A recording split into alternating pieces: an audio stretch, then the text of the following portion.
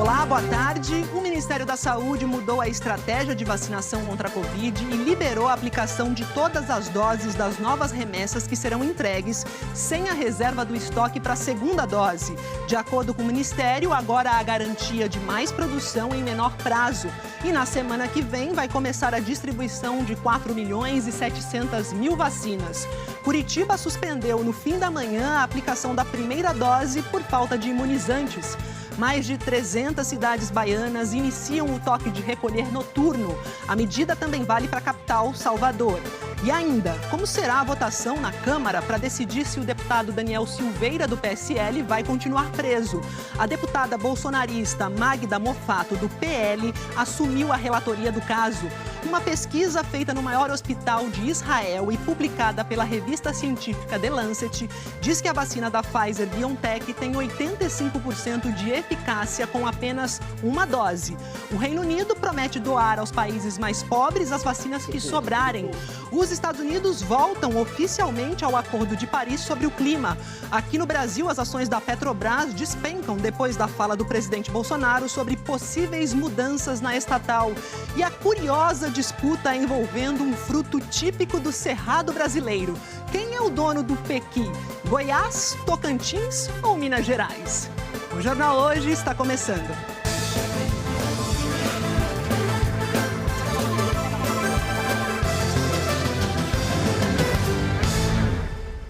Em um momento em que a variante brasileira já está por aí, já está presente em 15 estados, o país diminuiu de forma drástica o ritmo de sequenciamentos genéticos de amostras de pacientes infectados pelo novo coronavírus. Para os especialistas, essa análise que identifica as mutações do vírus é fundamental para o controle da doença. Até porque eles afirmam também que essa variante brasileira tem potencial para ser mais transmissível. Você vai ver os detalhes na reportagem do Felipe Guedes. Na guerra contra o novo coronavírus, é em laboratórios como esse que a gente conhece cada vez mais o nosso inimigo, que não é mais só daquele jeito que apareceu no fim de 2019 na China. Essa é a sopa de letrinhas que representa o código genético do vírus, o genoma. É a partir da análise dessas informações que a gente consegue identificar novas mutações e novas linhagens. Para descobrir a identidade do vírus, os cientistas fazem o sequenciamento genético. Isso é fundamental para entender o comportamento dele e até para desenvolver vacinas, como as que a gente tem hoje. Só que os vírus não param de mudar, então esse monitoramento tem que ser constante.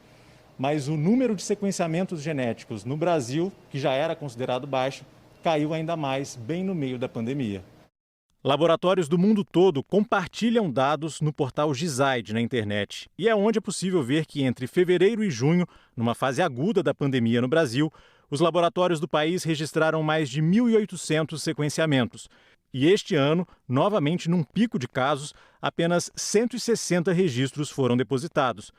O Brasil tem uma taxa de sequenciamento de 0,03% a cada 1.000 casos. Quem lidera esse ranking no mundo é o Reino Unido. A cada 1.000 casos, 5,8% são sequenciados.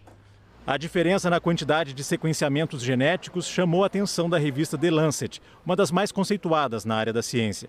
O texto diz que países como Gâmbia, Guiné Equatorial e Serra Leoa têm uma taxa de sequenciamento mais alta do que a França, Itália ou Estados Unidos, sugerindo que a riqueza não é o único determinante da capacidade e que grandes disparidades na vigilância ameaçam a capacidade de todos os países de monitorar e responder à situação. São informações cruciais para quem está na linha de frente como nós, trabalhando, no sentido de antecipar o comportamento dessa infecção nos indivíduos e o que esperar das vacinas e dos medicamentos que estão sendo desenvolvidos.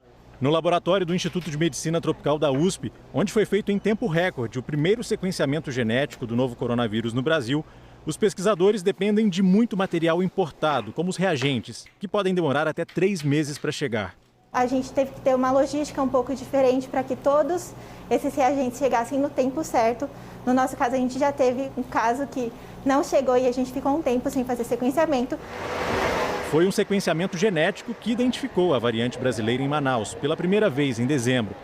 Um levantamento do JH mostra que agora ela já está presente em 15 estados. São pelo menos 153 casos confirmados, a maioria no Amazonas e em São Paulo. Maiana Zatz, que é coordenadora do Centro de Estudos em Genoma Humano da USP, explica que o sequenciamento é fundamental para saber o nível de contágio do vírus e se as mutações desenvolvem formas mais graves da doença, mas que falta financiamento para as pesquisas no país. São estudos fundamentais, mas que custam caro. Toda essa parte de sequenciamento não é de baixo custo. Mas nós temos todo o equipamento para fazer isso e temos pessoas treinadas, especialistas nisso. Mas a gente precisa do recurso para comprar os insumos para fazer esse sequenciamento. A gente foi tentar saber, né? Cadê o recurso? A nossa produção pediu ontem ao Ministério da Saúde e ao Ministério da Ciência e Tecnologia um posicionamento sobre os investimentos em pesquisas e a queda aí nos registros de sequenciamentos. Mas, até agora, a gente não teve retorno. Por falar em sequenciamento, na verdade, em novas variantes, né? As autoridades de saúde do Rio de Janeiro confirmaram ontem que já existe transmissão local de novas variantes, tanto a brasileira quanto a do Reino Unido, na capital do estado. 2 pacientes com essas novas cepas do coronavírus morreram na região metropolitana. Um deles morreu ontem à noite. O paciente estava internado no Hospital dos Servidores, no centro do Rio. Tinha 46 anos, era hipertenso e obeso. Morreu ontem à noite. Ele tinha sido transferido de Manaus e os exames apontaram que já chegou contaminado com a variante brasileira do coronavírus. Na terça-feira, foi confirmada a morte de um morador de Belford Roxo pela nova cepa do vírus. O anúncio foi feito 10 dias depois da morte. Um homem de 55 anos, cardíaco e com problemas renais, que pode ter sido contaminado no Hospital Geral de Nova Iguaçu, na Baixada Fluminense. Segundo o monitoramento das autoridades de saúde, o homem não viajou nem teve contato com outros pacientes infectados pela variante brasileira. O que a gente sabe a princípio é que a variante P1, que talvez seja a que mais interessa nesse momento para a gente, é uma variante que possivelmente é possível que esteja associado a um aumento de contagiosidade, mas nenhum indício até o momento de que ele seja uma variante mais grave ou de que interfira na efetividade da vacinação. Ontem à noite, as secretarias estadual e municipal de saúde do Rio confirmaram que 5 pessoas foram infectadas pelas novas variantes.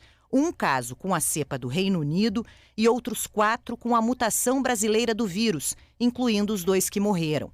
O levantamento apontou que, com exceção do paciente vindo de Manaus, nos outros 4 casos, a contaminação aconteceu dentro do próprio estado.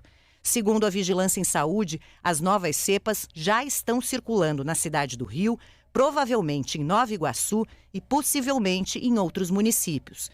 Dos 4 casos registrados com a variante brasileira, 2 são moradores da capital e já estão recuperados. O paciente contaminado com a cepa do Reino Unido também é morador da capital, recuperado da doença. A possibilidade de serem mutações mais contagiosas reforça a necessidade do monitoramento de todos os casos suspeitos e do aumento das medidas de prevenção, com o uso da máscara, a higienização das mãos e o distanciamento social. A Secretaria Estadual de Saúde alega que, assim que foi alertada pela Fiocruz, entrou em contato com as famílias dos pacientes infectados e com as pessoas que tiveram contato com eles. Hoje, o boletim semanal da Prefeitura do Rio indicou um recuo do contágio em 27 regiões da cidade. Passaram de risco alto para moderado. 6 regiões da capital ainda estão em risco alto. E o prefeito Eduardo Paes decidiu manter as restrições para toda a cidade. Nós vamos manter assim por causa da nova cepa. Não fechamos a cidade, não impusemos toque de recolher. Agora, não é admissível que nas áreas mais nobres da cidade, nas áreas mais ricas, onde as pessoas têm mais condições, de novo, para usar seu carro, para fazer as coisas, que a gente continue com essa irresponsabilidade. Então, se a gente continuar nessa onda, nas áreas mais nobres da cidade, ali serão impostas medidas mais restritivas a partir da próxima semana, se assim continuar. O Japão confirmou hoje que existe uma nova variante do coronavírus em circulação no país. Essa nova variação foi encontrada em 91 casos na região de Kanto, que fica no leste do Japão, e em 2 casos registrados em aeroportos. Segundo o Instituto Nacional de Doenças Infecciosas, essa cepa parece ter sido originada no exterior, mas é diferente daquelas que foram encontradas no país. O Ministério da Saúde do Japão já registrou 151 casos de Covid causados pelas novas variantes do Reino Unido, da África do Sul e também do Brasil. No total, o país confirmou mais de 400 mil infecções por coronavírus e aumentou a vigilância para detectar novas mutações. Segundo o chefe do gabinete do primeiro-ministro, a nova variante confirmada hoje pode ser mais contagiosa e, se continuar a se espalhar pelo país, pode levar a um rápido aumento do número de casos. E a Venezuela começou a vacinação contra a Covid. As primeiras doses da vacina Sputnik V, fabricada pelo Instituto Russo Gamaleya, foram aplicadas ontem. A prioridade da campanha são os profissionais de saúde que trabalham diretamente no atendimento a pacientes com suspeita de Covid. No último domingo, a Venezuela recebeu 100 mil doses da Sputnik V. O acordo com Moscou prevê 10 milhões de vacinas. A Venezuela participa dos testes da Sputnik desde outubro do ano passado. Vamos para o Reino Unido, porque o primeiro-ministro britânico, Boris Johnson, liderou hoje a reunião dos países do G7 e pressionou por um maior apoio para distribuir as vacinas contra a Covid. Boris Johnson prometeu doar para países mais pobres as vacinas contra a Covid que sobrarem lá no Reino Unido. Então, a gente vai para Londres falar sobre esse assunto com o nosso correspondente, o Pedro Vedova, para saber o que a gente já quer, né? Todo mundo quer, precisa de vacina e agora a gente quer saber por que Boris Johnson tomou essa decisão e os detalhes dessa decisão, né, Pedro? Bem-vindo. Boa tarde. Oi, Maju, boa tarde para você, para todo mundo. Os países ricos compraram demais, né? Ninguém sabia qual vacina que ia dar certo, várias deram bom resultado.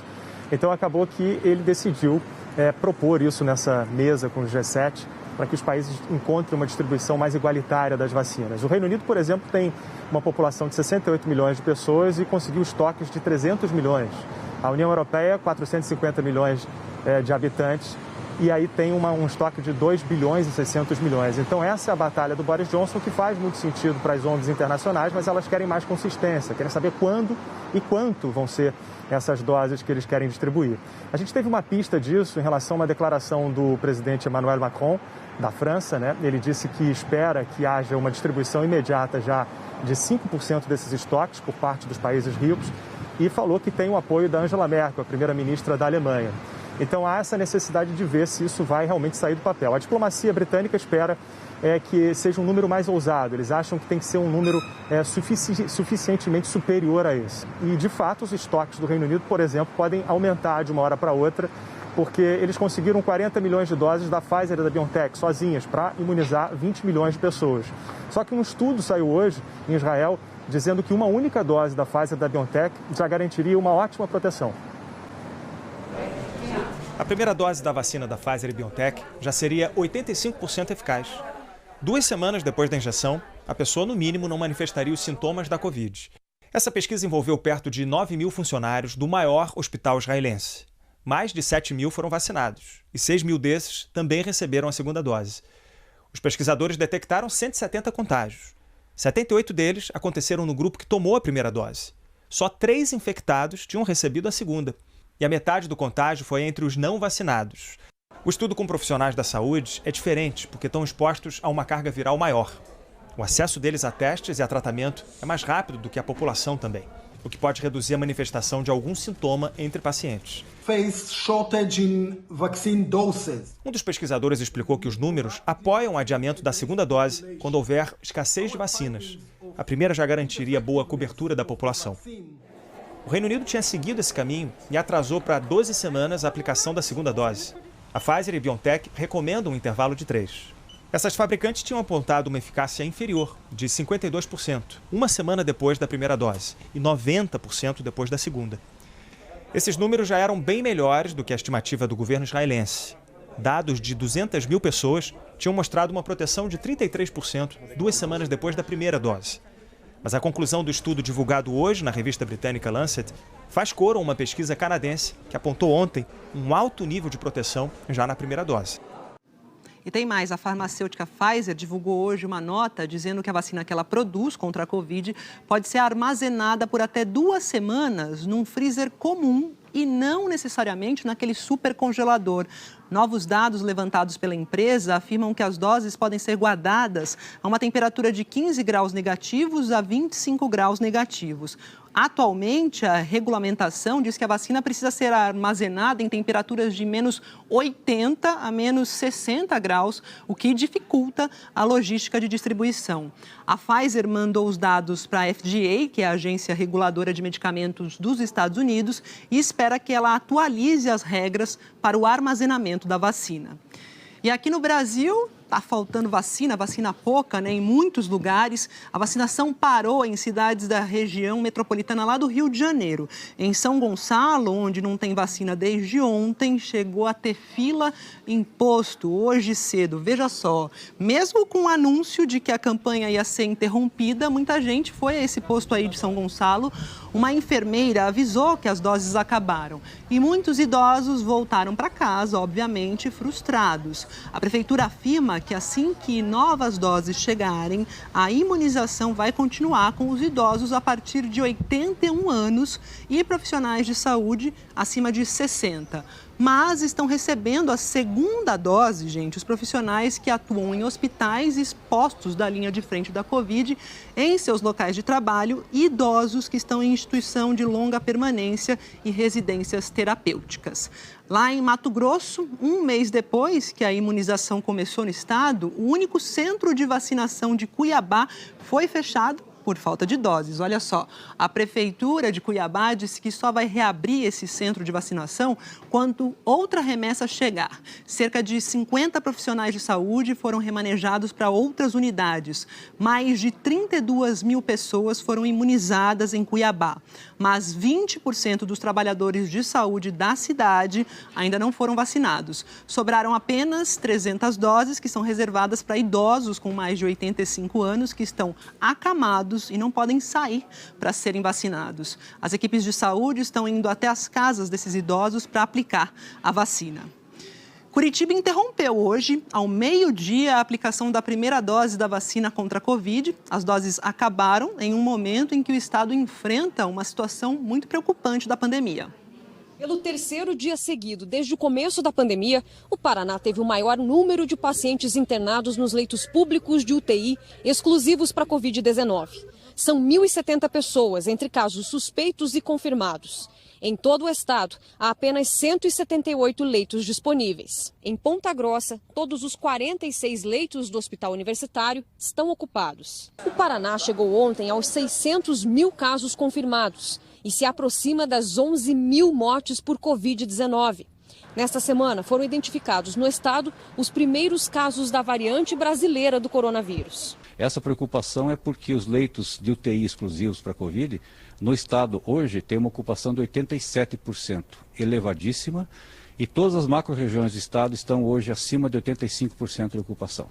Isso significa que, se continuar havendo transmissão desses casos, portanto, gerando novas necessidades de internação, nós podemos ter um exaurimento rápido dos leitos que existem hoje. Em Curitiba, a aplicação das primeiras doses da vacina contra a Covid foi interrompida ao meio-dia. O grupo que seria atendido aqui no pavilhão de vacinação e em outros pontos da cidade é o de idosos com mais de 85 anos. Depois deles, só vão ser convocadas outras faixas etárias quando chegar um novo lote do imunizante. A vacinação das segundas doses continua. Aqueles que vão receber a segunda dose são os profissionais de saúde, os idosos que moram nas instituições de longa permanência e as pessoas com deficiência também em instituições de longa permanência. Em Maringá, as doses também já acabaram. Dona Francisca, 88 anos, foi a última a ser vacinada na cidade. Eu agradeço muito aqui e a Deus por isso. No primeiro mês, o Paraná vacinou 270 mil pessoas com pelo menos uma dose, o que corresponde a 2,36% da população. O índice é abaixo da média nacional.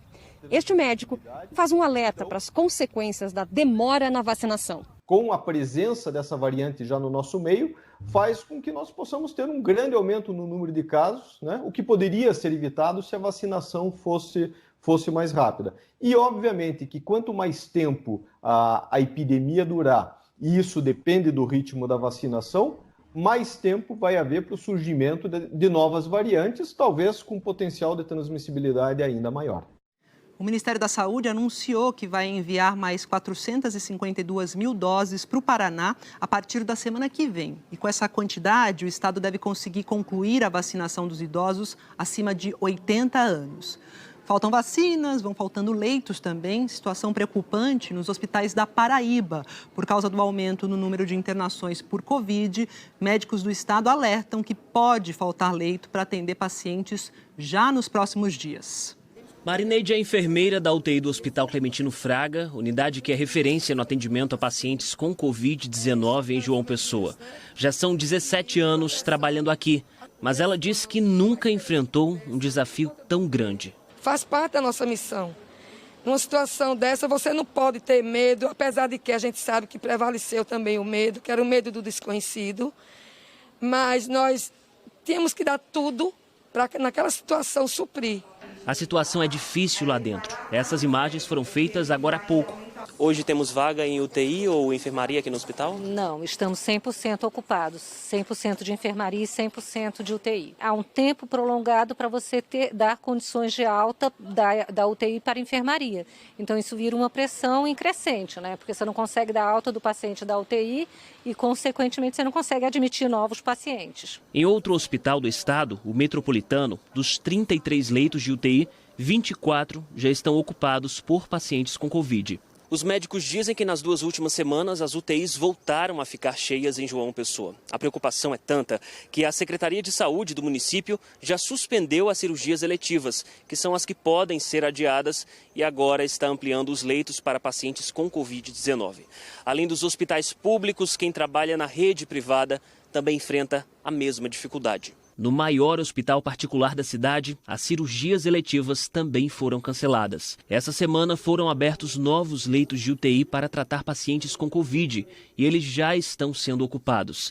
Quem tem a missão de salvar vidas conhece uma realidade que muita gente não vê. Jovens de 35, 22, 23 anos serem acometidos gravemente pela doença, terem que ficar bastante tempo na UTI e eventualmente até morrerem. Nosso temor é de que isso termine por levar ao colapso do sistema de saúde. A Secretaria de Saúde da Paraíba considera que este é um dos momentos mais difíceis da pandemia. Os níveis de detecção do vírus pelos exames de RT-PCR e também o número de internações hospitalares ao dia, uma a cada 33 minutos, demonstram que a situação de pandemia preocupa e que nós, mais do que nunca, precisamos seguir em todo o Brasil tomando as medidas de proteção. Volto a falar de vacina porque teve uma reunião, com a Frente Nacional de Prefeitos, com o ministro da Saúde, Eduardo Pazuello, que anunciou uma mudança na estratégia de vacinação contra a Covid-19. Agora é o seguinte, a segunda dose não vai ficar mais reservada. 4.700.000 vacinas devem ser entregues entre o fim de fevereiro e o começo de março. 10 prefeitos de cidades das 5 regiões do país e o presidente da Frente Nacional de Prefeitos participaram do encontro virtual com o ministro da Saúde, Eduardo Pazuello. A reunião já era aguardada há dias. A última foi no dia 14 de janeiro. E, na ocasião, ficou acordado que a cada 10 dias o ministro se reuniria com a comissão de prefeitos. Mas 30 dias se passaram e nenhum agendamento havia sido feito. A frente cobra do Ministério a escassez de vacinas em cidades brasileiras e a forma como o governo federal coordena o combate à pandemia. Na reunião de hoje, o Ministério da Saúde anunciou uma mudança de estratégia. Pazuello afirmou que 4,7 milhões de doses da vacina contra a Covid-19 começam a ser distribuídas entre o fim de fevereiro e o início de março, sendo 2,7 milhões de doses da Coronavac produzidas no Brasil pelo Instituto Butantan e 2 milhões de doses da vacina AstraZeneca Oxford. De acordo com o ministro, todas as vacinas dessa nova entrega serão aplicadas, sem reservar estoque para a segunda dose. Em nota, o Ministério afirmou que agora há garantia de produção de novas doses em prazo mais curto. Por isso, não será preciso reservar metade dos imunizantes. Disse que a segunda dose do Butantan será aplicada de 14 a 28 dias após a primeira, conforme a orientação do fabricante. A pasta receberá em março mais 21 milhões de vacinas do Instituto, que deve garantir a segunda rodada de imunização. Já o imunizante da AstraZeneca possui um tempo maior de aplicação da segunda dose, com prazo de até 3 meses. E o laboratório deve disponibilizar no próximo mês mais 18 milhões de doses produzidas na Fiocruz e importadas. O encontro foi fechado e por videoconferência. A Frente Nacional de Prefeitos representa 412 municípios com mais de 80 mil habitantes. Após a reunião, o presidente da frente, Jonas Donizete, do PSB, deu uma entrevista coletiva em que afirmou que as cidades vão seguir a nova orientação do Ministério. Muita responsabilidade, eles estão mandando, nós vamos fazer de acordo com a orientação do Ministério. Se ele falar para usar tudo de uma vez, tem que garantir a segunda dose. Num documento enviado ontem, o Ministério da Saúde manifestou a intenção em adquirir mais 30 milhões de doses da vacina Coronavac, produzida pelo Instituto Butantan. Ontem, o governo federal chegou a anunciar que o cronograma de entrega de doses vai ser alterado porque o Instituto Butantan vai entregar apenas 30% das doses previstas para fevereiro. Ainda de acordo com o Ministério da Saúde, o Instituto avisou ao governo federal sobre o atraso apenas ontem por meio de um ofício. Fica muito difícil planejar sem nós termos a confirmação do que vamos receber. Tudo previsto em contrato. Por isso, continuamos buscando para mitigar situações como essa, contratos com outras empresas. O Butantan apresentou 3 documentos que mostram as ofertas de vacina por parte do Instituto. O documento lembra que em julho do ano passado o Instituto ofertou 60 milhões de doses a partir do último trimestre de 2020. Em agosto do ano passado, reiterou a oferta de 45 milhões de doses em dezembro e 15 milhões no primeiro trimestre de 2021. E como não teve nenhuma resposta, em outubro solicitou manifestação do Ministério da Saúde. Pazuello só anunciou a assinatura do contrato com o Butantan para o fornecimento de 100 milhões de doses no dia 7 de janeiro. Em nota, o Butantan disse que o Ministério da Saúde omite e ignora fatos, como é de conhecimento público, o desgaste diplomático causado pelo governo brasileiro em relação à China provocou atrasos no envio da matéria-prima necessária para a produção da vacina. Afirmou ainda que não houve qualquer empenho da União na liberação dos insumos junto ao governo chinês.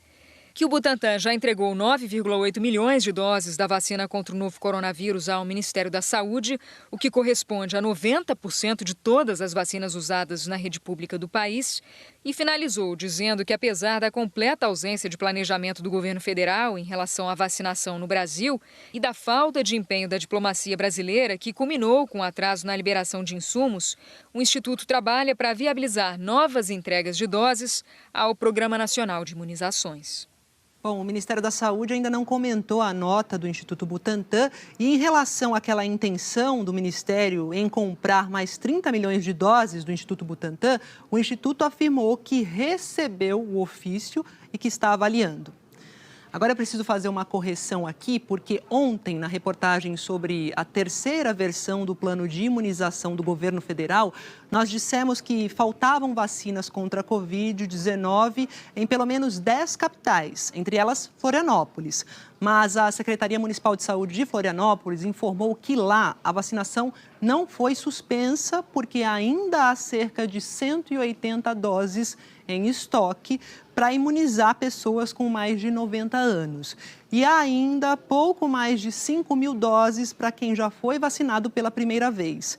De acordo com a Secretaria, a expectativa, é que na próxima terça-feira cheguem mais vacinas a Florianópolis. E com a falta de doses da vacina contra a Covid, é fundamental ter prioridades, mesmo dentro do grupo prioritário. Essa definição ficou a cargo dos municípios, são eles que definem aí o que é prioridade. Os especialistas alertam para a necessidade de critérios específicos no próprio Plano Nacional de Imunização. Pelotas, Rio Grande do Sul. A fila para tomar vacina ontem dobrou o quarteirão e provocou o que não poderia: aglomerações.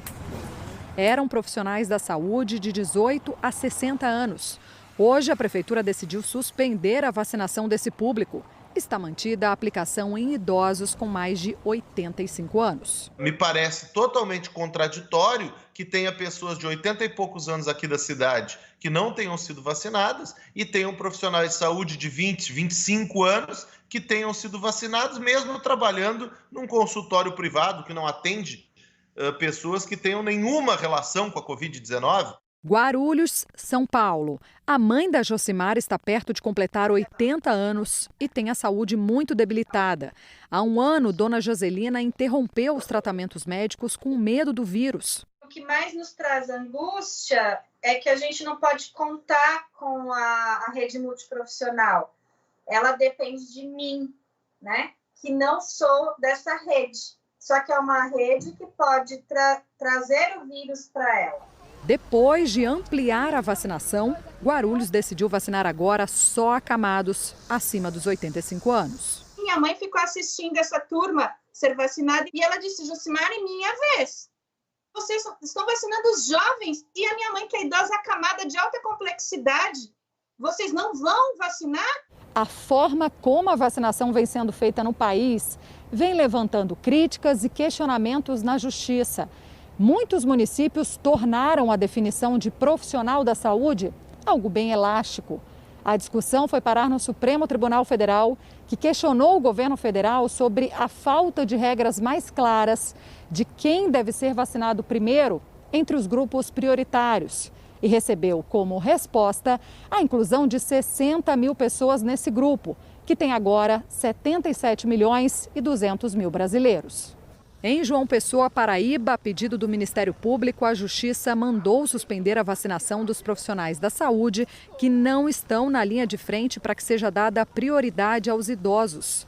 Em Duque de Caxias, no Rio de Janeiro, a Prefeitura suspendeu a vacinação em trabalhadores da rede municipal de educação com mais de 60 anos, também a pedido do Ministério Público.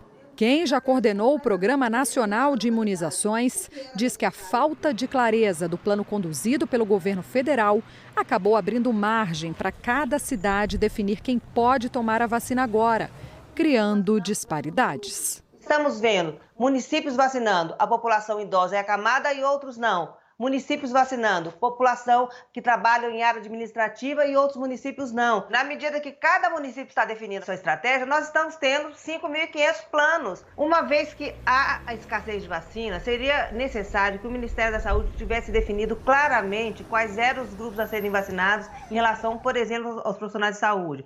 Quem estava trabalhando diretamente nas UTIs, trabalhando nas emergências, as pessoas que trabalham no SAMU, profissionais de laboratório, e dessa forma até chegar aos demais grupos. Pois é, cadê o plano, cadê a logística? O Ministério da Saúde não comentou as críticas que vem recebendo sobre a falta de critérios mais claros para definir os grupos prioritários, mas disse que o Programa Nacional de Imunizações faz recomendações de quem deve ser priorizado entre os trabalhadores da saúde. A Prefeitura lá de Guarulhos informou que vai imunizar idosos na faixa etária de 70 a 80 anos, como a dona Joselina, que a gente mostrou, assim que receber novas doses. Agora vamos aos números aqui da vacinação, pelo país, de acordo com o boletim das 8 da noite do Consórcio de Veículos de Imprensa. Até agora temos 5.614.633 pessoas que receberam a primeira dose da vacina em todo o país. Quarta-feira, os vacinados eram 5.402.913.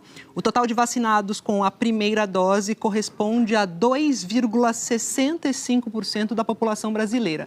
Todos os estados já divulgaram os números da segunda dose. Temos 883.379 pessoas que receberam também essa segunda dose, a dose de reforço, e isso representa 0,42% da população. Então, você vê aí, 0,42, 2,65 com a primeira. Então, é urgente a gente ter mais vacinas logo, rapidamente, para que o percentual de vacinados suba, em todos os estados e mais pessoas se protejam do agravamento da doença.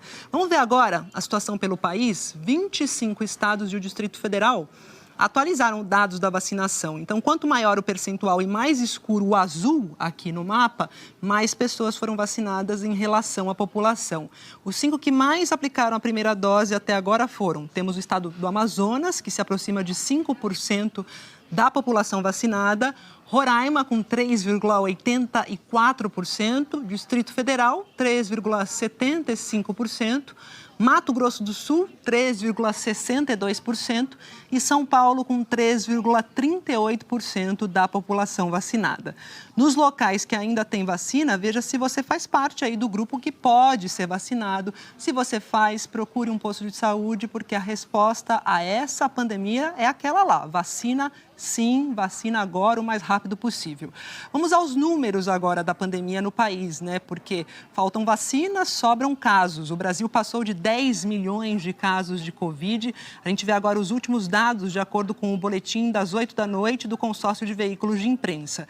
Em 24 horas, o país registrou 1.432 mortes e desde o começo da pandemia são 243.610 vidas perdidas para a doença. Entre quarta e quinta-feira, 49.368 casos foram confirmados e o total agora é de 10.028.644 infectados. O Brasil tem média de 44.621 novos casos por dia.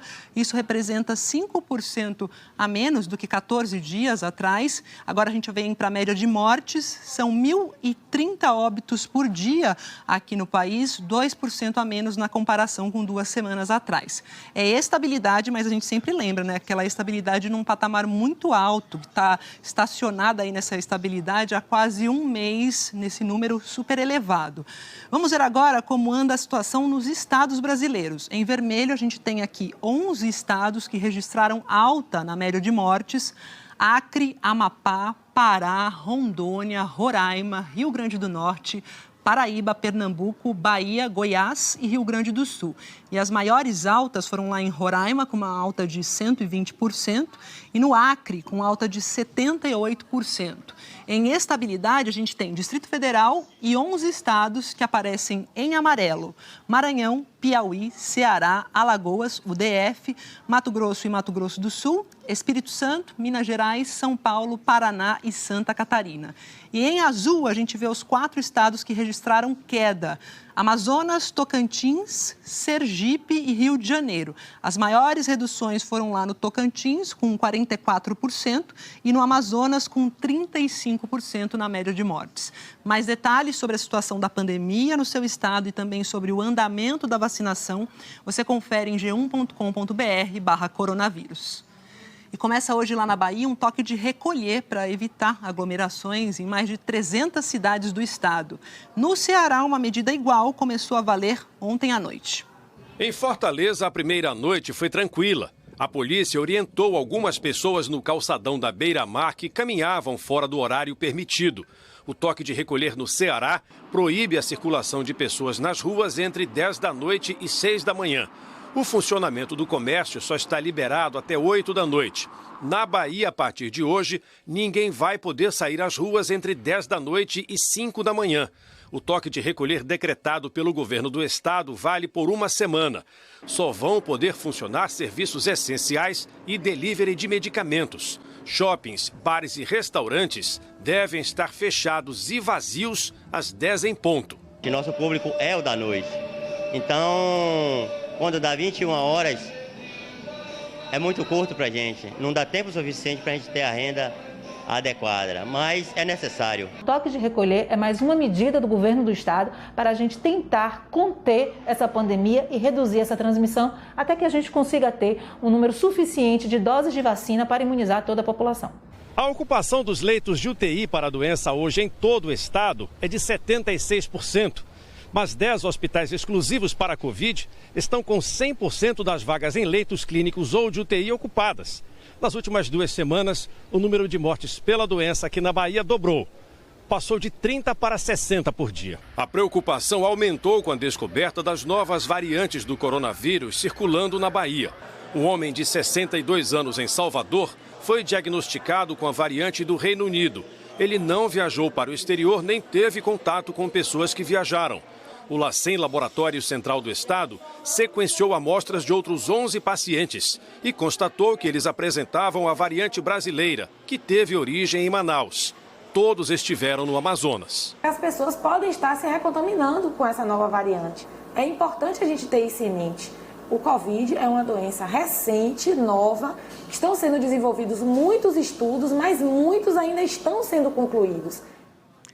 E a onda de frio atrasou a entrega de milhares de vacinas nos Estados Unidos na última semana. A gente vai lá para Nova York, para fria Nova York, falar com o correspondente Tiago Eldes, porque, Tiago, ontem Sandra Coutinho falava aqui que o pessoal está fervendo neve para ter água e eu quero saber como é que esse frio está interferindo nessa logística, né, da vacina nesse momento tão importante aí da pandemia. Boa tarde.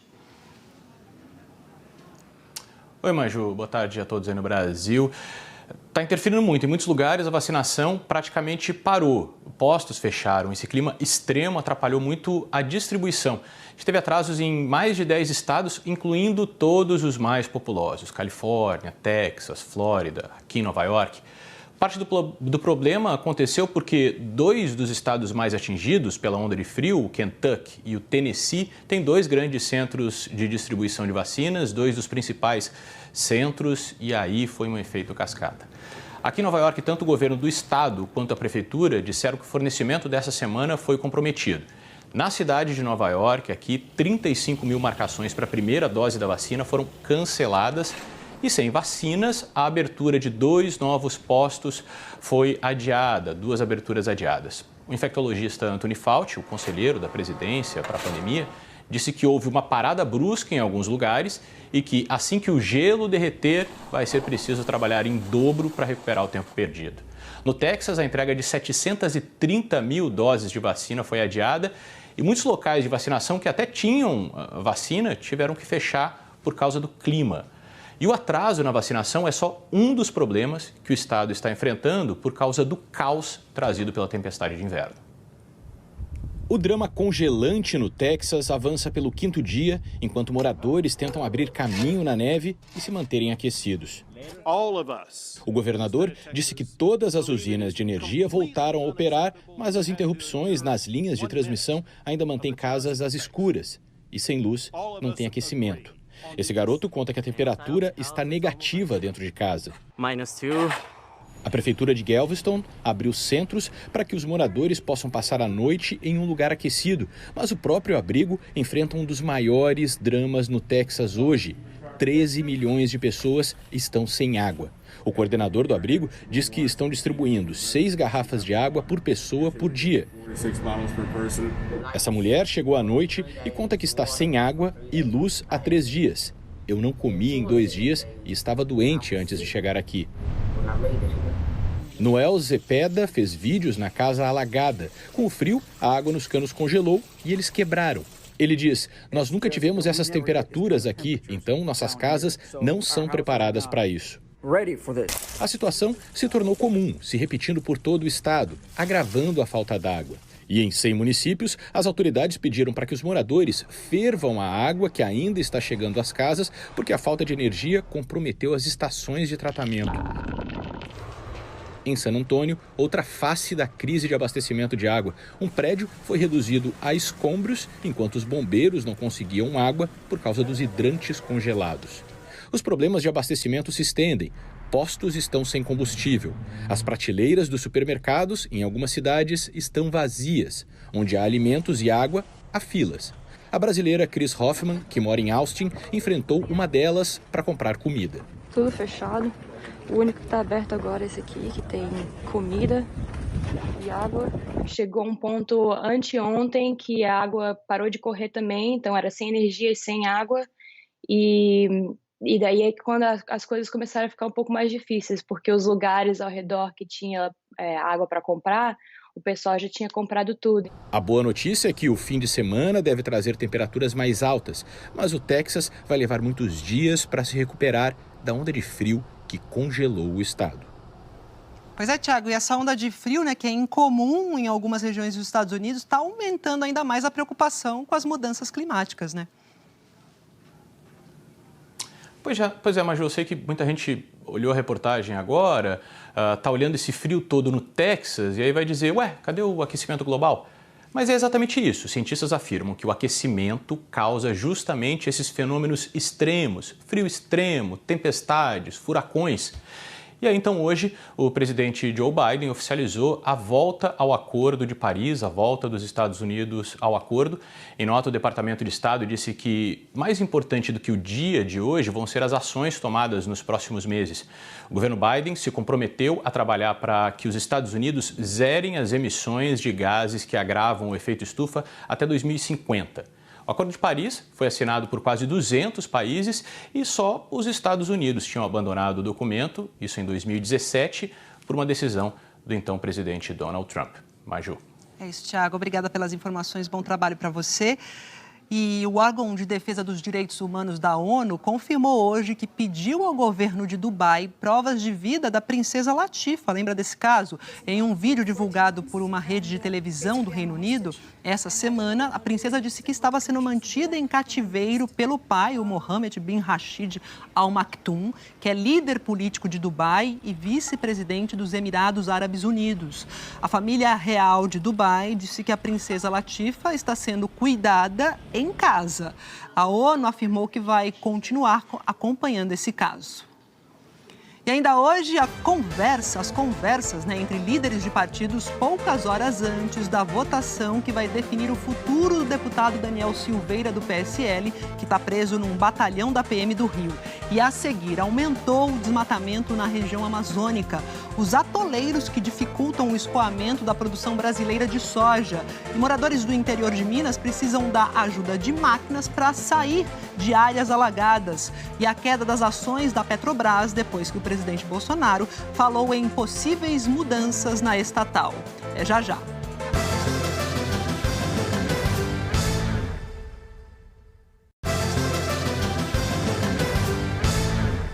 Estamos de volta com notícias da região amazônica, que perdeu quase 200 quilômetros quadrados de florestas em janeiro, isso de acordo com dados divulgados pela ONG Amazon.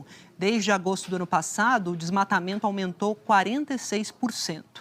196 quilômetros quadrados de floresta viraram cinzas em janeiro de 2021.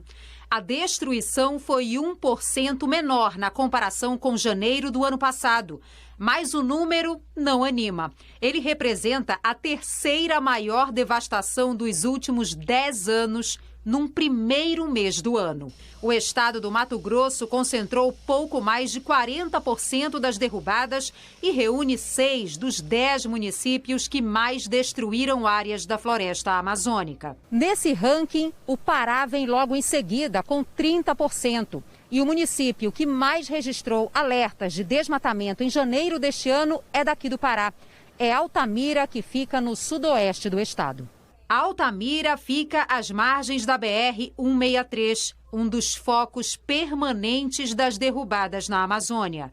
Segundo o Amazon, quase 70% das áreas destruídas são particulares ou estão em algum estágio de posse. Nessas áreas, segundo a ONG, as florestas são transformadas em pasto para gado ou cedem lugar para o cultivo de grãos, principalmente soja.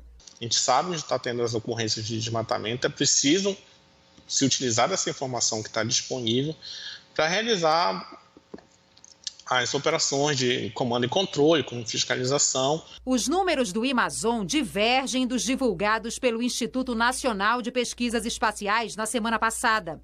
O INPE registrou redução de 70% nos alertas de desmatamento na Amazônia em janeiro deste ano. Mas as metodologias usadas para vigiar a floresta são diferentes. O INPE utiliza o DETER, que produz alertas diários de alteração na cobertura florestal para áreas maiores que 3 hectares. Já o Amazon usa imagens de satélite em intervalos de 5 a 8 dias e capta o que acontece em áreas menores. Essa questão de variação com os dados do DETER, elas podem ocorrer mês a mês, é natural. Quando a gente olha o calendário de 2021, que iniciou em agosto, já tem um aumento mais de 40% nesses primeiros meses do calendário, então é preocupante. E olha só, o IBAMA disse que não se manifesta sobre o desmatamento da Amazônia porque é o Conselho da Amazônia, que é subordinado à vice-presidência da República, que coordena as ações de proteção da floresta. O gabinete do vice Hamilton Mourão, vice-presidente, disse por nota que usa os dados oficiais do INPE e desconhece os dados do Amazon. O governo de Mato Grosso disse também por nota que, com uma nova tecnologia que monitora em tempo real todo o estado, reduziu em 31% o desmatamento nos últimos 6 meses e em 63% em janeiro, conforme os dados do DETER do INPE. E boa parte da produção brasileira de soja sai do estado de Mato Grosso. Mas todos os anos os agricultores enfrentam um problemão para escoar os grãos em algumas das principais rodovias do estado. Do caminhão para o armazém, os grãos de soja só são retirados com a ajuda dos funcionários. O carregamento de 42 toneladas ficou 5 dias tomando chuva na estrada. Não tem estrada, os caminhões ficam na fila, úmido. Acaba que o soja vai apodrecendo, tudo devido às estradas, não consegue mandar o soja. Há 15 dias, produtores rurais e caminhoneiros estão em uma operação na rodovia MT-322, no nordeste de Mato Grosso, para desatolar os caminhões que transportam soja. Tentando tirar, descongestionar o trânsito aqui, que não passa. A estrada de chão aqui para nós não comporta a quantidade de caminhão e o trânsito que é. Todo ano acontece isso, todo ano nós temos que tirar dinheiro do bolso para bancar. Também no nordeste do estado, se formou uma fila imensa de caminhões atolados no barro numa rodovia federal. BR-158, principal rodovia do Vale do Araguaia, aqui em Mato Grosso. E até hoje com 120 quilômetros aproximadamente sem pavimentação, sem asfalto. Uma vergonha para Mato Grosso e para o Brasil. A gente precisa de menos conversa, menos promessa e mais atitude em relação a esse trecho sem pavimentação. A BR-158 tem cerca de 800 quilômetros em Mato Grosso até a divisa com o Pará, onde ficam os portos que escoam grande parte da produção de grãos do estado. O trecho crítico, sem asfalto, é um obstáculo a mais para os caminhoneiros todos os anos. Tá uma verdadeira vergonha pra gente aqui, muito trabalho, caminhão quebrando, estrada ruim, cheia de lama. Tá ruim pra gente escoar a produção aqui dos fazendeiros, pra gente poder levar e ir de volta. O Departamento Nacional de Infraestrutura de Transportes informou que enviou equipes para o trecho sem asfalto da BR-158 para ajudar a desatolar caminhões. Parte da rodovia corta a terra indígena Marauatsede e não pode ser pavimentada.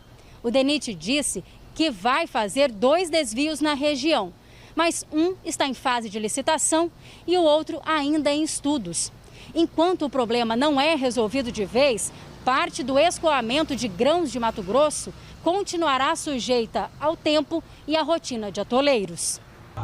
Olha o caminhão atolado aqui, não consegue passar, só com a ajuda de máquina. A BR-158 está totalmente intransitável, aonde as carretas, por sua vez, que antes era 1.500 carretas dia, hoje está mais ou menos na média de quase 2.000 carretas dias, e mais uma vez, nada está sendo feito para isso. Cada dia fala, amanhã vai ser feito pelo traçado original, agora é o contorno, e nada está sendo feito. E o governo de Mato Grosso informou que enviou reforços há 2 dias para ajudar a desatolar caminhões na rodovia estadual MT-322, que a gente viu no comecinho da reportagem, e que criou um pacote de infraestrutura para recuperar rodovias como essa. Aguardemos. Previsão do tempo. Eliana Marques está chegando para falar sobre a chuva em Mato Grosso, onde está esse pessoal atolado, né? Eliana, boa tarde para você. Boa tarde para você também, Maju. Boa tarde a todos. Pois é, a chuva em Mato Grosso, ela continua pelo menos até terça-feira. E hoje tem muita chuva prevista para Belo Horizonte, Rio de Janeiro, em Vitória, Brasília e Goiânia também pode chover bastante. A mesma coisa em Porto Velho e Rio Branco, onde há rios cheios. Em Macapá, chuva aumentando e Belém e São Luís continuam com temporais. Outras regiões que merecem atenção: sul do Amazonas, norte da Bahia e Vale do Rio Doce. Além do leste do Pará, com 50 milímetros de chuva hoje em Marabá. A região serrana do Rio de Janeiro, com 60 milímetros de chuva em Nova Friburgo. E a zona da Mata Mineira, com 80 milímetros de chuva em Cataguases. Em Divino, uma mulher de 44 anos morreu soterrada enquanto dormia. A casa desabou, marido e filhos ficaram feridos e 28 famílias estão desalojadas ou desabrigadas em Divino, Minas. Em Orizânia, pessoas subiram num muro para tentar escapar da enchente. Nestas imagens de redes sociais, uma escavadeira é usada no resgate. O rio Carangola subiu rápido na cidade e também temos informação de deslizamentos de terra por lá, Maju. Muita atenção, Eliane. E onde não chove? Olha, extremo norte do Brasil, onde já estava com tempo firme nos últimos dias, também entre Rio Grande do Norte e Alagoas, e de Mato Grosso do Sul até a maior parte do estado de São Paulo e da região sul. Esse sistema de alta pressão aqui, que está deixando o tempo seco no centro-sul, também trouxe ar frio para o sul do país hoje cedo. Tivemos mínimas de 10 graus ou menos e na Serra Catarinense fez 5,8 graus. Agora à tarde, o sistema de alta pressão derruba os índices de umidade do ar. Podem ficar abaixo dos 20% nessas áreas mais escuras. O ideal são 60%. Então, bora beber mais água, fugir do sol, Maju. Bora beber mais água. E hoje São Paulo amanheceu mais fresquinha, mais friazinha, né? Mas depois esquentou. Exatamente. Olha, tanto aqui em São Paulo quanto lá no sul esquentou porque tem poucas nuvens no céu. Os raios solares passam com mais facilidade. Agora, de madrugada, esfriou também pelo mesmo motivo. Poucas nuvens no céu é o contrário. À noite, o calor se perde rapidamente. São Paulo hoje, com até 29 graus de máxima, chuva isolada, mas pode ter raio. Amanhã a chuva diminui mais e no domingo já não chove por aqui. O fim de semana segue sem grandes mudanças pelo país. A zona de convergência do Atlântico Sul ainda concentra a chuva nessas áreas e a chuvarada continua principalmente entre o centro-sul do Espírito Santo, desde Vitória até o sul do estado, passando pelo norte do estado do Rio de Janeiro e até a região de Belo Horizonte. Agora, lembrando que a região serrana do Rio, o Vale do Rio Doce e a zona da Mata Mineira estão aí no caminho dessas regiões e, como a gente mostrou aqui, já houve problemas lá em Minas, né, Maju? Então, vamos ficar de olho e aguardar aí os próximos dias com mais informações, né, Eliana? Obrigada e até amanhã. Bom fim de semana para você e para todos. Obrigada. A Polícia Militar de Minas Gerais está procurando um motorista que atropelou e matou um bebê de 5 meses e a vizinha que cuidava desse bebê. Isso foi em Sete Lagoas. Os ocupantes do carro tinham saído de uma festa numa casa vizinha para comprar bebidas. Os moradores do bairro onde a tragédia aconteceu foram para a rua hoje se amparar. Tentar entender como Brian e Adriana não estavam mais ali. A mãe do bebê precisou de um tempo para conseguir falar. Ela segurava o primeiro macacão que o filho usou, lembrança do nascimento do bebê morto ontem, enquanto dormia neste carrinho. O que fez com meu filho? Não vai ter volta, não tem nada, quero justiça. Tátila tinha ido buscar o material escolar do filho mais velho no centro de Sete Lagoas e deixou Adriana cuidando de Brian. Ontem à tarde, Adriana e a irmã conversavam sentadas na porta de casa, quando um carro desgovernado atropelou os três. Eu estava dentro de casa, eu lá ia arrumar a cozinha. Aí eu escutei o barulho e vim aqui para fora e vi minha mãe jogada ali. Não consegui fazer nada. O carro arrebentou a cerca e só parou depois de bater na parede da casa. Adriana Pereira tinha 41 anos e morreu na hora. Brian Henrique da Silva, de 5 meses, resistiu por pouco tempo no hospital. Apenas o tempo da mãe chegar e segurá-lo por alguns instantes, ainda com vida nos braços. A minha dor está aqui, tá muito dolorosa. Não sei, então eu posso acreditar, eu não posso acreditar na vida do meu filho, porque tem uma vida. O motorista fugiu e está sendo procurado pela polícia. Um rapaz de 18 anos que não tem carteira de habilitação. Ao lado dele estava o dono do carro. De acordo com a vizinhança, os dois e mais 3 pessoas que estavam no banco de trás estavam fazendo uma festa numa casa que fica aqui no fim da rua. e teriam saído para comprar mais bebida. O dono do carro se apresentou à polícia e foi preso. Ele falou que eles estavam bebendo, passaram o dia bebendo, que no momento que eles chegaram dentro do bairro Dona Silva, esse motorista pediu para assumir a direção do veículo, já havia feito uso de álcool, que ele, na trajetória, ele perdeu o controle do veículo e colidiu com essas pessoas. Revoltados, alguns vizinhos colocaram fogo na casa da festa. O imóvel é da mãe do motorista e ficou todo queimado. Olha só, agora há pouco a gente recebeu a informação de que o dono do carro, que a gente mostrou na reportagem, pagou fiança e foi liberado. O nome dele e o valor da fiança não foram divulgados. O motorista, de 18 anos, ainda é procurado. O nome dele também não foi divulgado. Em Mato Grosso do Sul, a polícia apreendeu 20 toneladas de maconha. Vou mostrar para vocês aqui onde estava essa droga. Ela estava, olha só, escondida em um carregamento de milho. O caminhão estava indo de Ponta Porã, na fronteira com o Paraguai, para Guaíra, lá no Paraná. As 20 toneladas de maconha foram encaminhadas para Dourados, onde vão ser incineradas, né? O Departamento de Operações de Fronteira diz que o total de apreensões de drogas este ano já é 4 vezes maior que no mesmo período do ano passado. E entraram em vigor hoje os reajustes nos preços da gasolina e do diesel. Os combustíveis já estão custando mais caro nas refinarias. O preço médio do litro da gasolina passou de R$ 2,25 para R$ 2,48, um aumento de 10,2%. É a quarta alta desde janeiro. No ano, a gasolina subiu 34,78%. Já o diesel subiu pela terceira vez este ano. Passou de R$ 2,24 para R$ 2,58 o litro, alta de 15,1%.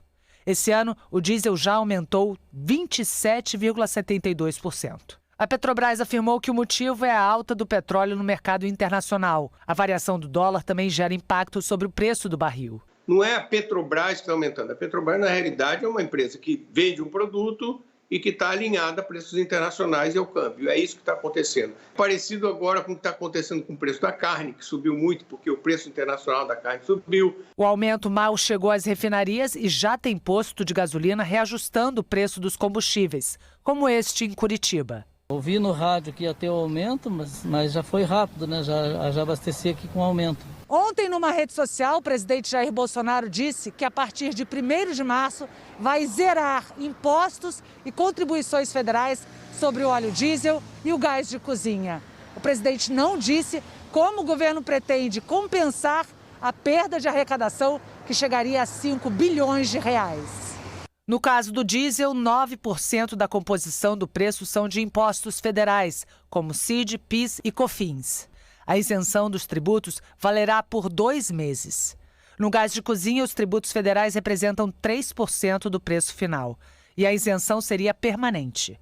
O presidente Bolsonaro afirmou que essas medidas ajudam a contrabalancear o aumento dos combustíveis, que ele chamou de excessivo. Disse também que não pode nem iria interferir na Petrobras. Mas em seguida acrescentou, abre aspas, se bem que alguma coisa vai acontecer na Petrobras nos próximos dias. Você tem que mudar alguma coisa. Vai acontecer. Fecha aspas. O Instituto Brasileiro de Petróleo e Gás se posicionou em nota. Disse que, neste mercado, com múltiplos agentes, a dinâmica de preços livres deve ser preservada, com alinhamento à paridade internacional, equilibrando a oferta e a demanda. Para especialistas, sem um mercado aberto e competitivo, o setor não consegue atrair investimentos. Então, nós não podemos agora repetir os erros que foram feitos no passado, que não dão resultado. Não dão resultado em relação ao combate à inflação, não dão resultado em relação à solução para o problema do transporte. E realmente, o único resultado que a gente tem é deteriorar as condições da Petrobras, que de uns anos para cá tem feito a política que tem que fazer. Para este outro especialista em petróleo, uma saída seria criar um fundo para estabilizar os preços. Como é que a gente pode corrigir isso sem interferir na Petrobras, sem tabelar preço, como foi feito em governos passados? Eu acho que tem que criar, como existe em alguns países, um fundo de estabilização no mercado de combustíveis, onde, quando você tem petróleo muito caro, o fundo vai impede, né, que esse preço vá até o consumidor final. Quando o petróleo está barato, a gente capitaliza esse fundo, né? Esse dinheiro desse fundo poderia vir, por exemplo, do royalty. Então, eu acho que a gente tem que discutir essas soluções mais estruturais, de uma tarifa social para o GLP e um fundo de estabilização do preço do diesel. E no fim da manhã, lá em Pernambuco, o presidente Jair Bolsonaro voltou a falar do assunto. Ele disse que vai haver, sim, mudança na Petrobras, mas não disse qual. Bolsonaro ainda chamou de segredo de Estado as decisões que são relacionadas ao preço dos combustíveis, que são baseadas na cotação do dólar e no preço do barril do petróleo, que são dados públicos. No começo do mês, em comunicado ao mercado, a Petrobras também reafirmou publicamente que os reajustes de preços não seguiriam periodicidade pré-definida.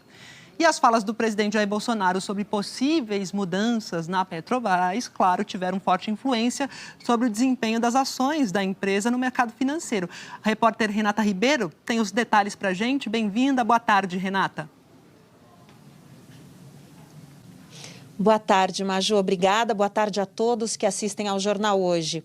Olha, a gente veio aqui até uma corretora entender dos analistas de mercado a trajetória dos papéis da Petrobras. As ações ordinárias da empresa, que são as mais negociadas na Bolsa de Valores, operam em queda agora de 5,7%. Os analistas dizem que é uma desvalorização importante porque essa queda de hoje devolve boa parte do ganho das ações ao longo do ano. A empresa vinha se beneficiando da alta do preço do petróleo, então as ações tinham uma valorização esse ano e hoje boa parte dessa valorização foi devolvida. Os analistas explicam que, para entender essa queda das ações da Petrobras, a gente olha primeiro para o mercado internacional. Como essa trajetória está descolada da trajetória das principais bolsas do mundo, isso indica que o motivo é doméstico, ou seja, algum fato aqui no Brasil. Segundo os analistas, muita incerteza em torno do futuro da Petrobras. Uma incerteza que foi reforçada pela fala do presidente, segundo os analistas. Bolsonaro disse que entende que o reajuste dos combustíveis que passam a valer hoje foi excessivo e disse que alguma coisa vai acontecer na Petrobras nos próximos dias. Então, deixa no ar o que pode acontecer. Investidor não gosta, foge de incerteza. Começou, então, esse movimento de venda dos papéis da Petrobras desde a abertura do pregão. Com impacto também na Bolsa de Valores. As ações da Petrobras têm muito peso no índice Bovespa, então, quando caem assim significativamente, levam com ela o índice Bovespa, que cai agora mais de 1%. Maju? É isso, Renata. Obrigada pelas informações. Bom trabalho para você. E o príncipe Harry e a sua mulher, a Meghan Markle, romperam totalmente os laços profissionais com a família real britânica. Segundo o Palácio de Buckingham, os dois confirmaram o afastamento hoje ao fazer um comunicado oficial à rainha Elizabeth II. Em nota, o palácio afirmou que todos estão tristes, mas que o duque e a duquesa continuam sendo membros muito queridos da família. Meghan e Harry prometeram continuar a apoiar as organizações que representam. O casal está morando nos Estados Unidos e espera agora o segundo filho. Eles anunciaram que deixariam os trabalhos da família real em março do ano passado, mas a decisão poderia ser revista um ano depois. E a seguir, líderes de partidos conversam poucas horas antes da votação que vai definir o futuro do deputado Daniel Silveira, do PSL, preso num batalhão da PM do Rio de Janeiro. A Andréa Sadi fala dos bastidores dessas negociações. E afinal, quem é o dono do Pequi? Goiás, Tocantins ou Minas Gerais? A gente conta já já.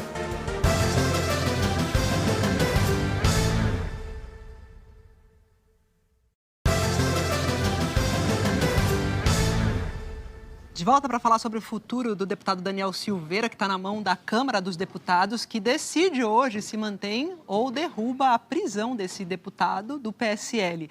A sessão vai começar às 5 da tarde, mas o dia todo tem sido de negociações em Brasília, não só hoje, né? Vou conversar com a Flávia Alvarenga, que tem os detalhes para a gente. Oi, Flávia, boa tarde. Conta para a gente como vai ser essa sessão. Oi, Maju, boa tarde a todos. Essa sessão vai ser remota, portanto, parte dos deputados aqui no plenário da Câmara dos Deputados e a maioria dos deputados vai participar por meio de videoconferência. As sessões estão sendo realizadas desta forma exatamente por causa da pandemia, para evitar as aglomerações.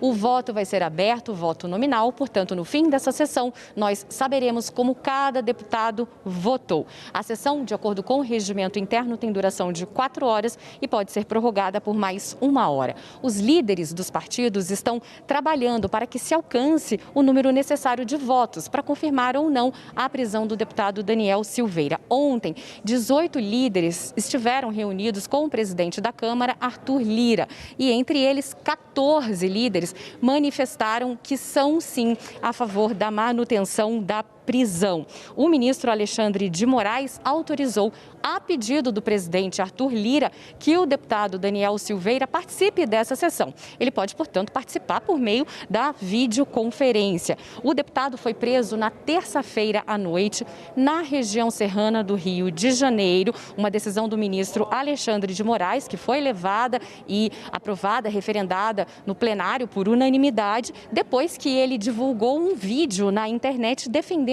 o AI-5, um instrumento mais duro da ditadura militar, e também pediu a destituição de ministros do Supremo Tribunal Federal. Portanto, 3 dias depois dessa prisão em flagrante, a prisão é levada ao plenário aqui da Câmara dos Deputados. A Constituição diz que quando um parlamentar é preso em flagrante por crime inafiançável, como foi o caso do deputado Daniel Silveira, do PSL do Rio de Janeiro, a decisão tem de ser submetida ao plenário da Casa.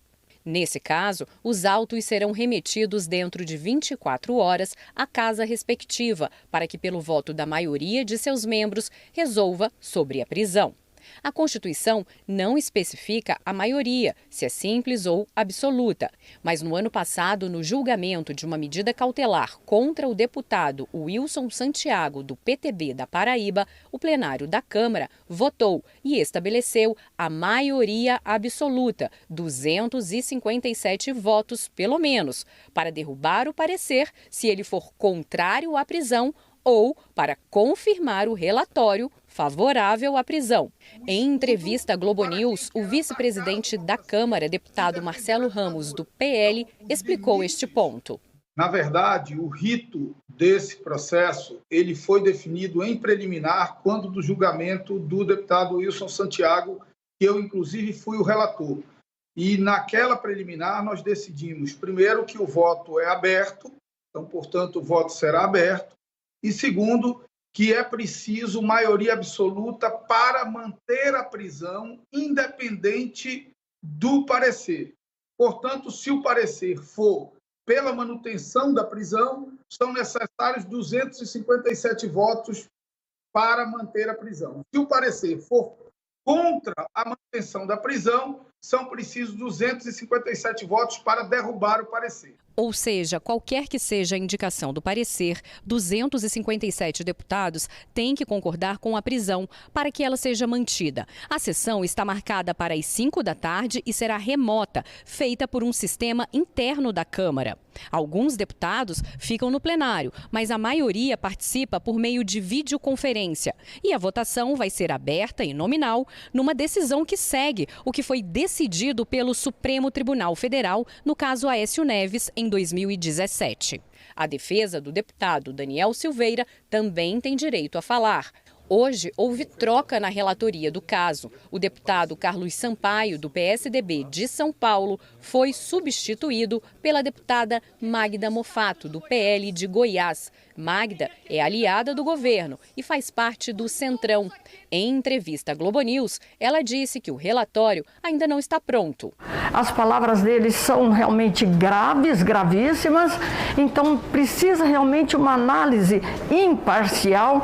Por isso que eu digo, estou analisando profundamente as palavras do deputado Daniel Silveira para saber exatamente o porquê e se está certo aquilo que o judiciário fez em decretar a prisão dele. O nome de Carlos Sampaio tinha sido anunciado ontem pelo próprio partido. Na quarta-feira, ele tinha se manifestado em uma rede social dizendo que a conduta de Daniel Silveira foi inadmissível e inaceitável. O deputado disse que soube da mudança ainda ontem à noite, quando já estava analisando questões processuais e de mérito.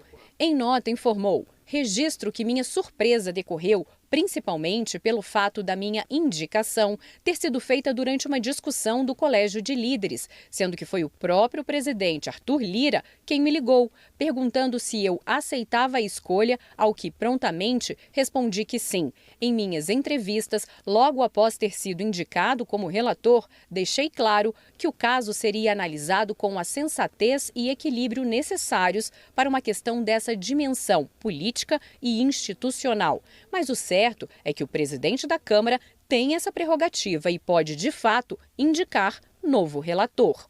A troca na relatoria provocou crítica. A mudança repentina do nome do relator desperta dúvidas e gera insegurança quanto ao destino do caso. A busca pelo fortalecimento da democracia se faz com vigilância. Por isso, não devemos aceitar qualquer manobra política que tenda a relativizar este caso tão grave e ofensivo ao Estado democrático de direito. A assessoria de Arthur Lira afirmou que não houve formalização do nome de Carlos Sampaio e que a única relatora é a deputada Magna Mofato. A Câmara decidiu marcar essa votação para hoje, depois da audiência de custódia de Daniel Silveira com o juiz Ayrton Vieira, auxiliar do ministro Alexandre de Moraes, ontem à tarde. Na audiência, o deputado reclamou da prisão em flagrante, num tom bem diferente do vídeo em que atacou ministros. Com todo o respeito à magistratura e à decisão do senhor ministro, tenho para mim que a situação reputada como flagrante assim não poderia tê-lo sido. Entendo, com todo o respeito reiterado, que não estávamos diante de uma situação de flagrante, cuja lavratura for, então, irregular. Mas o juiz considerou a prisão legal. Daniel Silveira foi transferido da sede da Polícia Federal para esse batalhão da PM em Niterói, na região metropolitana do Rio. O deputado deve continuar preso até eventual concessão de liberdade provisória ou substituição por medidas cautelares a serem determinadas pelo ministro Alexandre de Moraes. Isso se a Câmara mantiver a prisão. Ontem à noite, o ministro Alexandre de Moraes ainda pediu à Procuradoria-Geral da República medidas cabíveis por desacato do deputado a policiais no IML. Ele se recusou a usar máscara e a Polícia Federal informou ao Supremo que encontrou 2 celulares com o deputado na sala onde ele ficou preso no prédio da PF no Rio. A PF vai investigar como os aparelhos chegaram até Daniel Silveira. Ao tomar conhecimento da apreensão, o ministro Alexandre de Moraes determinou a imediata perícia dos aparelhos apreendidos com todos os seus dados e remessa dos laudos para o inquérito. Com a perícia dos celulares, será possível saber com quem o deputado falou e que mensagens trocou. Hoje, em outra decisão, o ministro do Supremo determinou o bloqueio de redes sociais de Daniel Silveira, porque mesmo preso, ele continuou postando ofensas e usando celulares irregulares na prisão. Você viu aí na reportagem o Daniel Silveira, o deputado, se dirigindo com todo respeito ao juiz da audiência de custódia. Mas depois, ontem à noite, o deputado Daniel Silveira apareceu circulando lá no pátio do batalhão da Polícia Militar, onde ele está preso, sem ser incomodado, ainda recebeu o apoio de alguns manifestantes e, apesar de ter mudado o tom do discurso durante a audiência, como eu disse, quando ele se referiu respeitosamente, ao Supremo Tribunal Federal e ao ministro Alexandre de Moraes, o deputado fez um novo ataque ao STF à noite. Ele disse o seguinte, abre aspas, vou mostrar para o Brasil quem é o STF. Fecha aspas. Falar com a Andréa Sadi agora está aqui no telão, porque ela tem conversado com muitas pessoas para apurar a movimentação nos bastidores. O clima foi mudando, né, Sadi, ao longo desses 3 dias, 2 dias.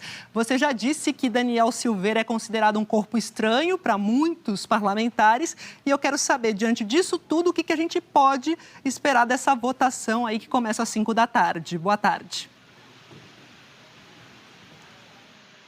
Tudo bom, Maju? Boa tarde a você, boa tarde a todos. A gente vem contando aqui, você também tem conversado com alguns deputados sobre esse clima, né? O vento que virou lá na Câmara dos Deputados. Virou tanto que até o líder do governo na Câmara, o deputado Ricardo Barros, admite que sim, o Daniel Silveira ele deve ter uma derrota hoje nessa sessão no plenário da Câmara, marcada para as 17 horas. O deputado Ricardo Barros prevê uma votação de cerca de 350 votos. É um cálculo que ele faz, lembrando que são necessários 257 votos pela manutenção da prisão, a depender do relatório ali da deputada, agora da nova relatora do caso. Mas, ao mesmo tempo, o Ricardo Barros faz algumas críticas a essa decisão do Supremo pela prisão, não ao que disse o deputado Daniel Silveira. Ele disse sim que ele cometeu abusos, que ele exagerou, mas ele, líder do governo, vai votar, segundo ele disse, pela soltura do deputado, mas ele não acredita que isso vai ser seguido pela maioria da casa. Também não acredita, Maju, em nenhum tipo de interferência do Palácio do Planalto, porque o deputado Daniel Silveira é um aliado do presidente Bolsonaro, do Palácio do Planalto, mas segundo o líder do governo, o governo não trabalhou, não fez nada para ajudar o deputado Daniel Silveira, afinal de contas, isso é uma questão da Câmara dos Deputados. Como eu já disse aqui ontem, a grande virada dessa discussão toda em torno do deputado Daniel Silveira foi em relação aos partidos do Centrão. Esses partidos que são os principais partidos, as principais legendas da Câmara, começaram a pressionar o presidente da Casa, Arthur Lira, para que ele pautasse essa decisão ainda hoje, para tirar isso da frente, porque eles não querem que atrapalhe a estabilidade da Casa, ou seja, a agenda econômica, todos os projetos que eles estão prometendo aprovar, por exemplo, o auxílio emergencial. Então eles já queriam resolver essa questão, tirar da frente, por isso que marcaram na sexta-feira, o que não é comum, é uma coisa atípica em Brasília, mesmo de forma virtual. E ainda tem, Maju, a questão do Conselho de Ética, porque como o próprio deputado Ricardo Barros diz, se o Daniel Silveira ele não melhorar, não modular, não moderar o que ele fala, o discurso dele, ele vai ter, abre aspas, uma caneta pesada, fecha aspas, lá no Conselho de Ética. Ou seja, pode sim perder o seu mandato. Então, ele está lidando com várias frentes, a jurídica, com esse inquérito lá no Supremo Tribunal Federal, esse processo no STF, e agora vai ter que enfrentar os pares nessa sessão de hoje. Segundo os líderes, tudo leva a crer, a previsão é de que sim, a manutenção da prisão, a prisão dele vai ser mantida pelos colegas, pelos pares. Maju. É isso, a tarde promete, né, Sadia? Obrigada pelas informações, bom trabalho para você, até mais. Vamos falar de Globo Repórter, porque hoje ele leva você para conhecer uma França selvagem com paisagens deslumbrantes. Um lugar onde espécies raras de animais vivem em liberdade num cenário de contos de fadas.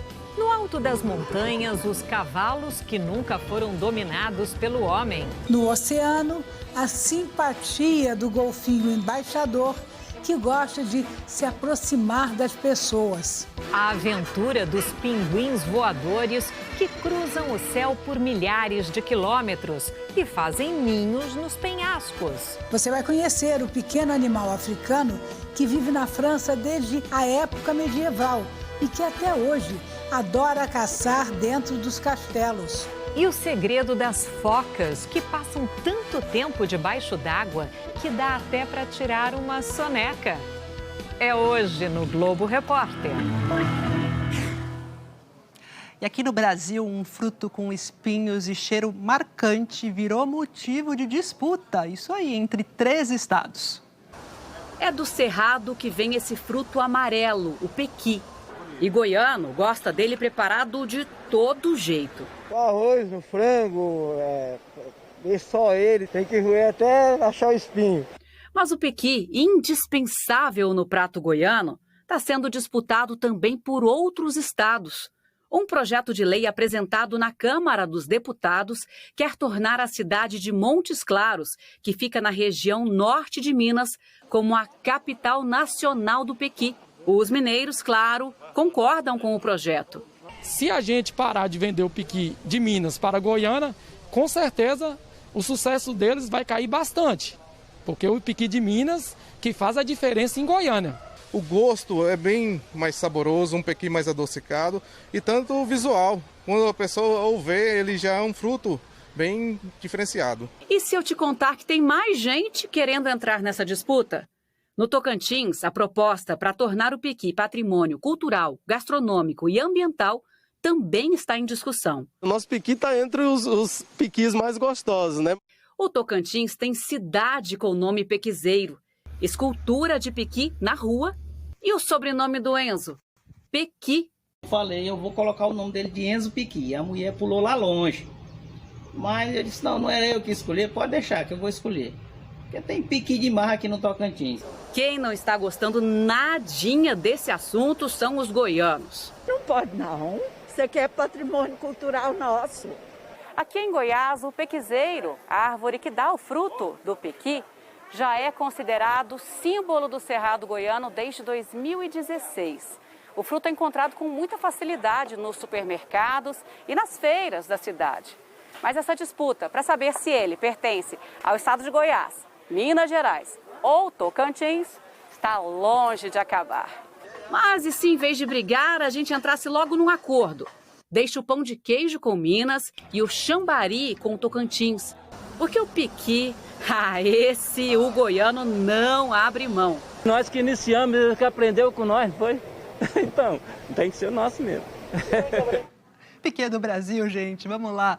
O Jornal Hoje termina por aqui. Você acompanha outras notícias no Jornal Nacional. E para rever as reportagens, vai lá ao Globoplay. Boa tarde, até amanhã.